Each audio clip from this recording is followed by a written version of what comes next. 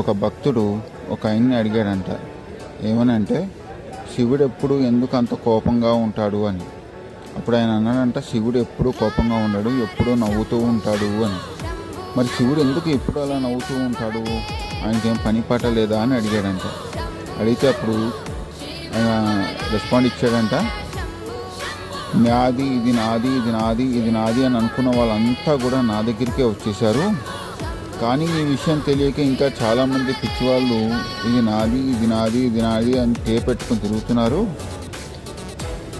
అని చెప్పేసి ఆయన నవ్వుకుంటూ ఉంటాడంట. సో ఇక్కడికి వచ్చిన తర్వాత తెలుస్తుంది, నాది అనేది ఏది లేదు అని, అన్నీ ఆయనవే. నువ్వు తీసుకొచ్చిన ఈ శరీరం కూడా ఆయనదే. నీది అంటూ ఈ భూమి మీద ఏది ఉండదు. ఇది తెలుసుకుంటేనే